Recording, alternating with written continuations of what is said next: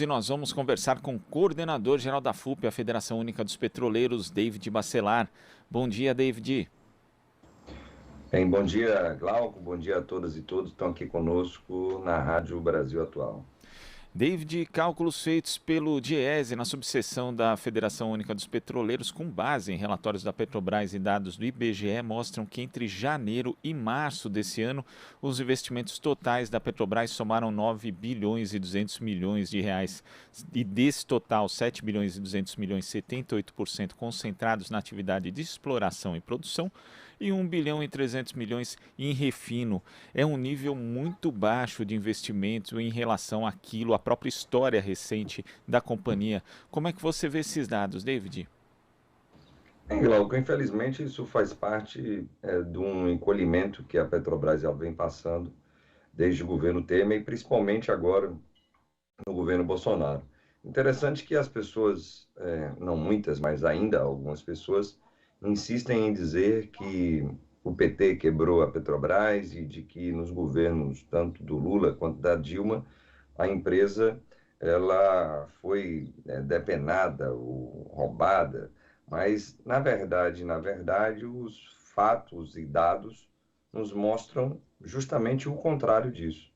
Lembrando que lá em 2008, 2009, nós tivemos a Petrobras, principalmente no ano 2009, participando de uma maneira muito mais intensa dos investimentos aqui no Brasil. Nós tínhamos a empresa sendo responsável por 11% de todos os investimentos feitos aqui no país. Tínhamos uma empresa que representou, nessa época, 13% do PIB brasileiro.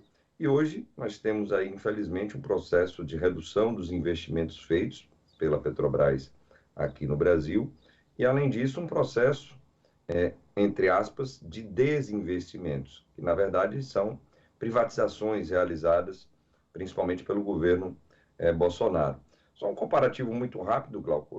Nós lembramos aqui que nesse período em que a Petrobras ela representava 11% de todos os investimentos feitos aqui no país, justamente nesses anos de 2009, 2010, 11, 12, a empresa ela investia por ano mais de 40 bilhões de dólares para gerar emprego, gerar renda, fazer com que a riqueza que a Petrobras ela gera anualmente ficasse, principalmente no Brasil.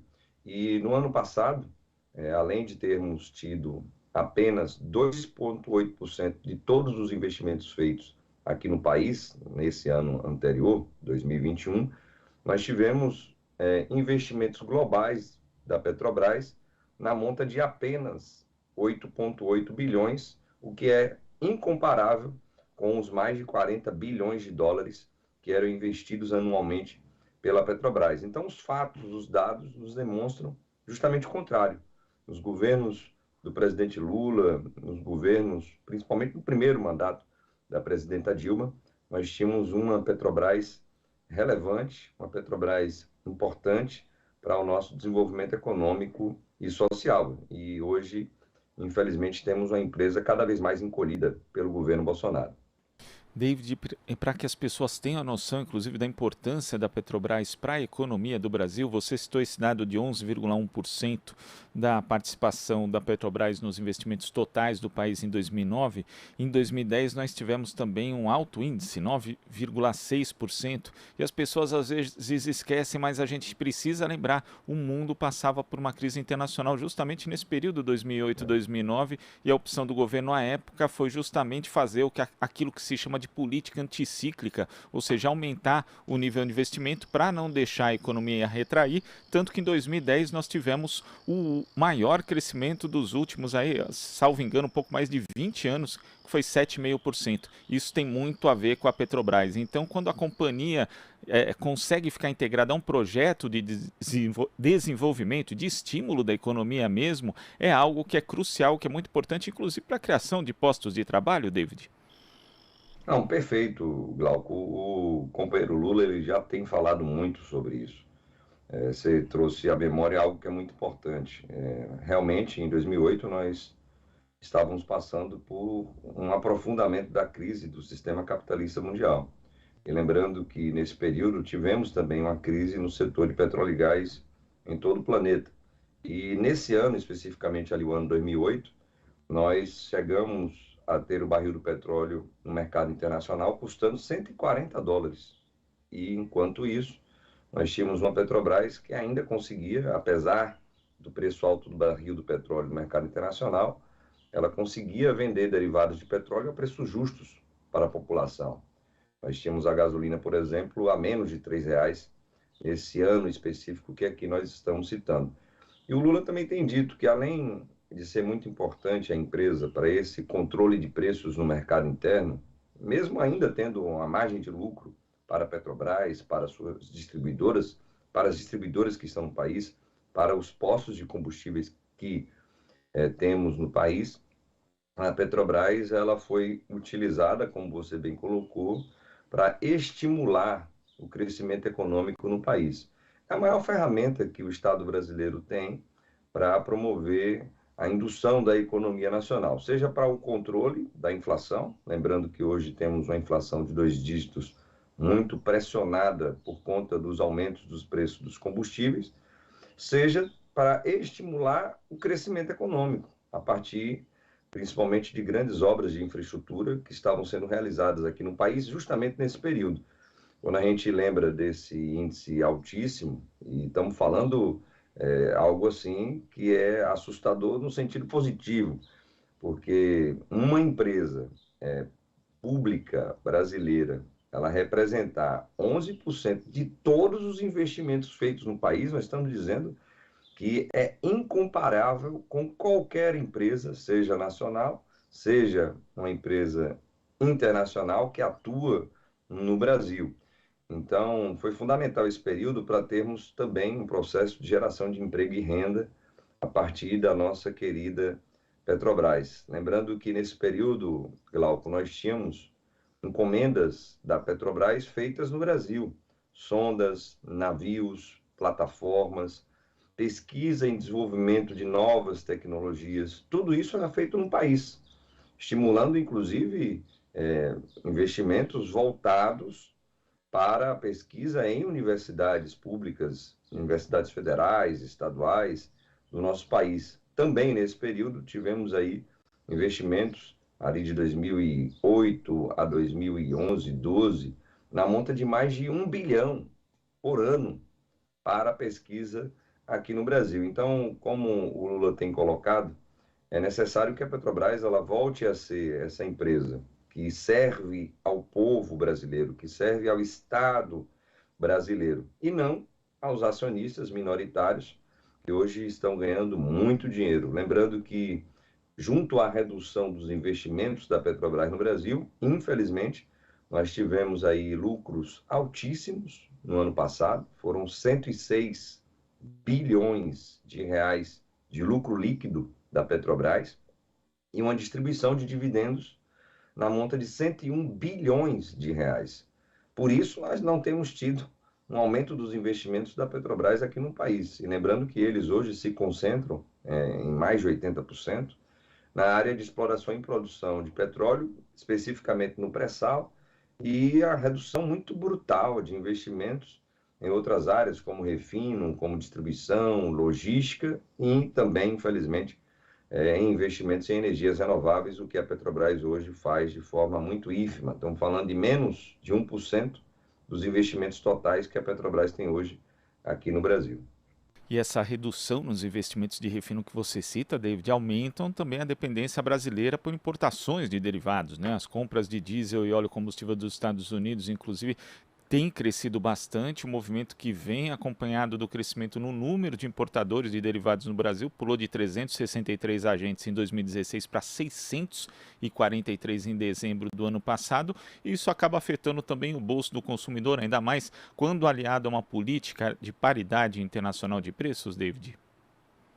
Parece que tudo isso é muito bem articulado, viu, Glauco? Porque lá em outubro de 2016, quando o Temer ele cria o PPI, o preço de paridade de importação, que atrela os nossos combustíveis ao preço do barril de petróleo no mercado internacional, a variação do dólar e a custos de importação de derivados de petróleo. Mesmo o Brasil sendo autossuficiente em petróleo, mesmo o Brasil tendo refinarias aqui para refinar esse petróleo brasileiro, que tem custos em real e que é um dos menores custos de extração do mundo, há um conluio, na verdade, porque quando ele implementa o PPI ali, em outubro de 2016, e os gráficos eles nos demonstram isso. Nós temos, primeiro, um aumento do número de importadoras se instalando aqui no Brasil.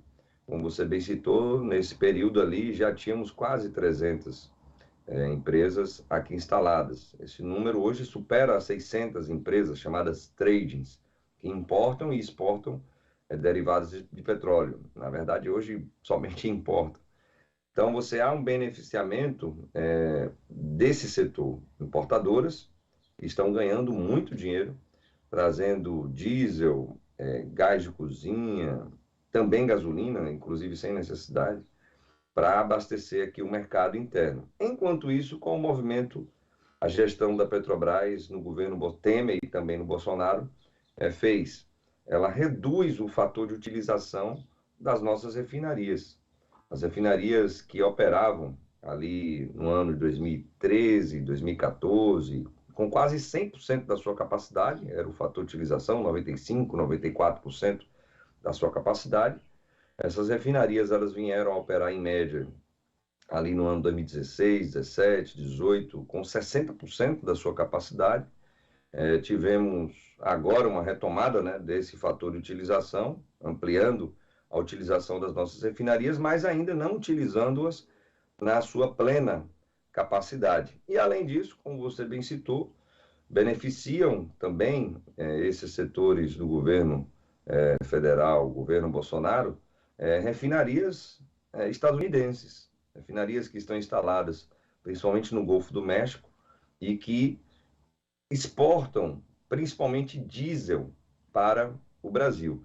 Se nós tivéssemos uma retomada de investimentos da Petrobras no setor de refino, e aqui estamos falando de algo que não seria tão vultuoso assim, Glauco, porque nós temos uma refinaria junto com um complexo petroquímico ligado a ela, que está ali em Itaboraí, estamos falando do Comperj, uma obra com mais de 80% de avanço, em que investimentos ali de em torno de 2 bilhões, eles levariam ao fim daquela obra. Então, teríamos uma refinaria que iria produzir principalmente diesel e um polo petroquímico atrelado a ela. Temos a refinaria Abreu Lima, em Pernambuco, que está funcionando, né, pela metade. Nós temos uma outra metade, que é o segundo trem dela, com mais de 80% de obra avançada, que também não foi concluída. E temos a refinaria Prêmio 1 e Prêmio 2, que foram iniciadas ainda em obra de terraplanagem, alguma coisa de construção civil ali no Ceará e no Maranhão, que também deveriam ter sido conclusas.